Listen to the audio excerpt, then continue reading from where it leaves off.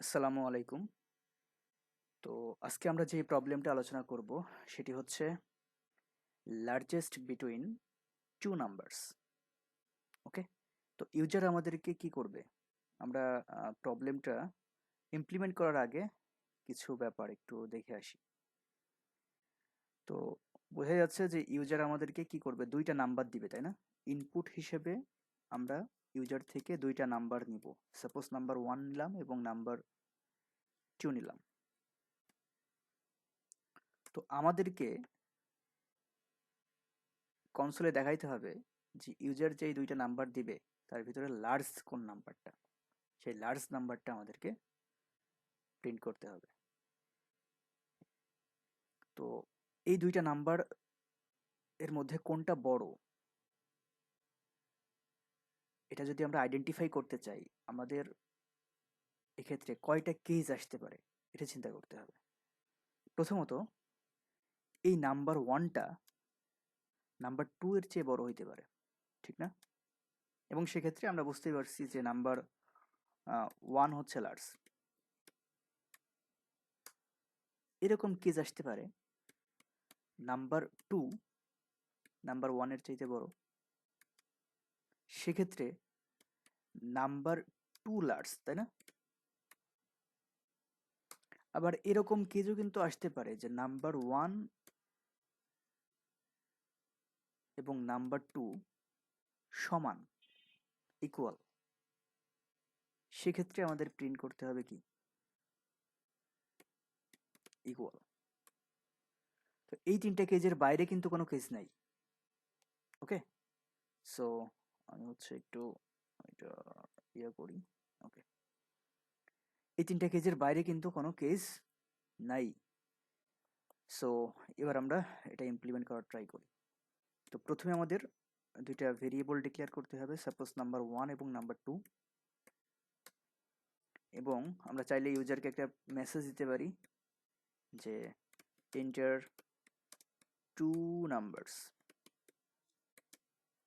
তো ইউজার আমাদের দুইটা নাম্বার দিবে এবং সেটা আমরা স্ক্যানএফ দিয়ে ইনপুট নিয়ে নিব। যেহেতু দুইটাই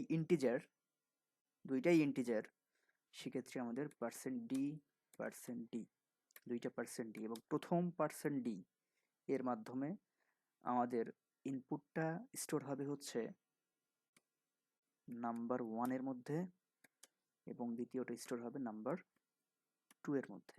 ওকে, ইনপুট নেওয়া শেষ। এখন আমাদের চেক দিতে হবে। ফার্স্ট কন্ডিশন কি ছিল? এই যে বললাম, নাম্বার 1 নাম্বার 2 এর চাইতে যদি বড় হয়, সেক্ষেত্রে প্রিন্ট করবে কি? সেক্ষেত্রে প্রিন্ট করবে, আমরা এক লাইনেই চাইলে দিতে পারি যদি স্টেটমেন্ট একটা হয়। ওকে, সেক্ষেত্রে প্রিন্ট করবে হচ্ছে, আমরা এরকম একটা মেসেজ দেখাতে পারি, সেটা হচ্ছে large is equals to %d এক্সক্লেশন এবং নাম্বার 1। ওকে, কি কি করলাম আমরা এখানে? আমি এখানে এই জিনিসটা এই ব্লকের মধ্যেই দেখাই, অনেকের বুঝতে সমস্যা হতে পারে। যে নাম্বার 1 যদি নাম্বার 2 এর চাইতে বড় হয়, সেক্ষেত্রে প্রিন্ট করবে কি? লার্জ ইজ ইকুয়ালস টু এই %d এর জায়গায় আমাদের এই নাম্বারের ভ্যালুটা প্রিন্ট করবে। Okay, then second condition, else if number 2 যদি নাম্বার 1 এর চাইতে বড় হয়, সেক্ষেত্রে প্রিন্ট করবে কি? সেক্ষেত্রে প্রিন্ট করবে হচ্ছে large is equals to number 2।